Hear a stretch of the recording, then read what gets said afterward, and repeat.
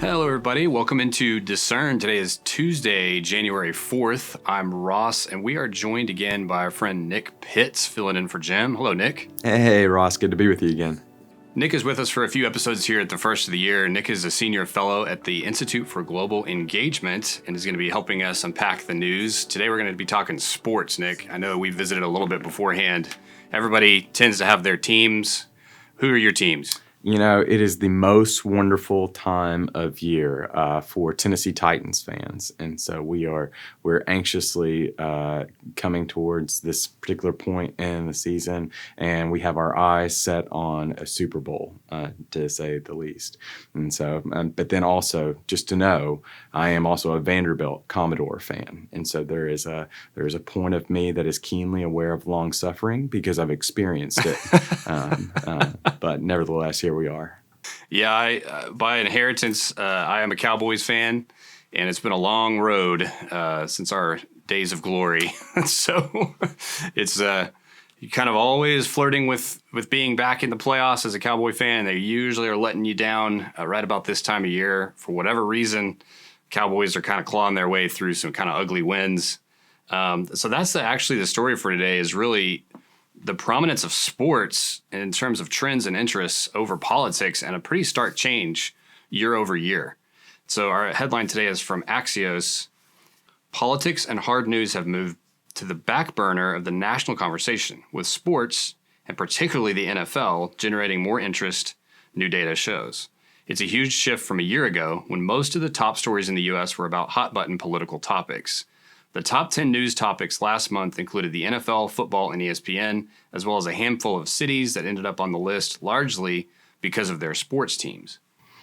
So, Nick, let's just chat about this. Why the shift? We saw a lot of political conversation a year ago, trending huge in the news.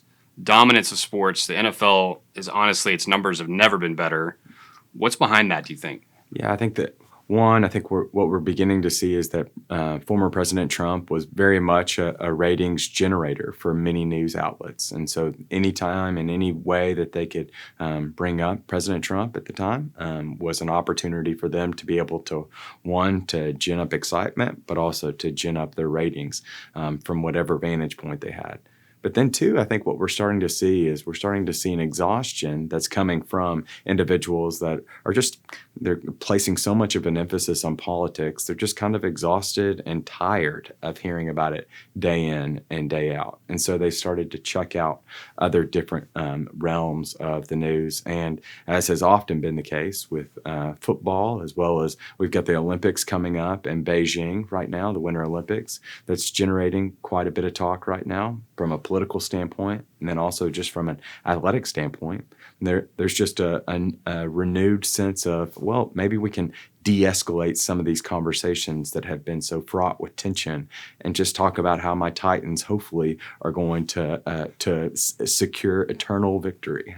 Yeah, there's definitely something that's real about being able to set aside some really difficult topics and times that we've been navigating for the last 18 to 24 months and just talk about why Dak Prescott's struggling. I mean, there's just something about it. I don't know if it's escapism. I don't know if it's the drama that's kind of baked into, in particular, in my opinion, football, but there are equally avid fans of the other sports as well. I don't know what it is, but escapism has to be a big part of it.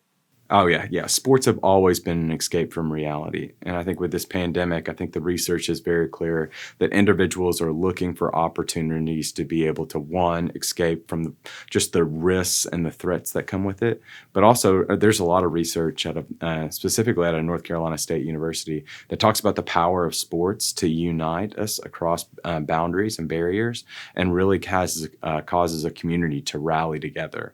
And I think as we're coming into this new year, many of us are exhausted just from a variety of different standpoints, and sports have that unique propensity to really put a pep in our step, even amidst some of the disappointment that comes with the other team that probably is losing.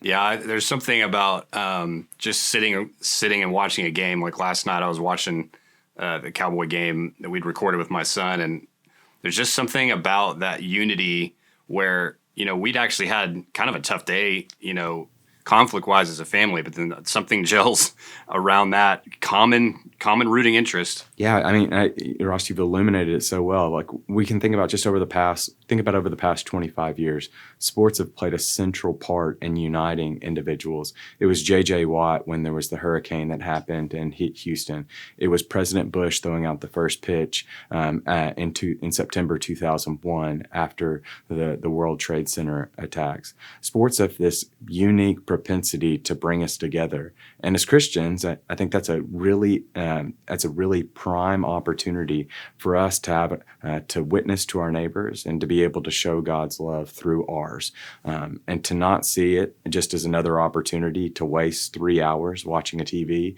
and yelling at a TV as well, but also as an opportunity for us to show hospitality and to extend grace to our neighbors that may not darken a door of a church. Yeah, and I think there's opportunities to teach through sports as well. An example, after the Sunday night game this past Sunday, both teams fought super hard, as hard as they could. But at the end, they're out there shaking hands. The coaches are congratulating each other, and my son is like, "Dad, why are they doing that? Like, didn't they just?" And I was like, "No, you have to understand. These are guys that respect each other. They see each other as equals on the field. They see each other as human beings."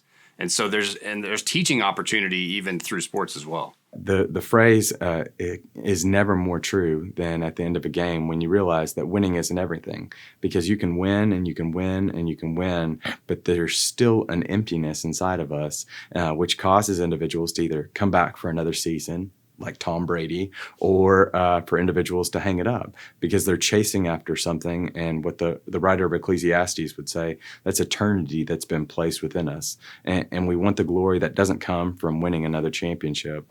We want the glory that comes from that imperishable wreath that's placed upon our head and the opportunity for us to be able to lay down our cross before our God at the end of our days.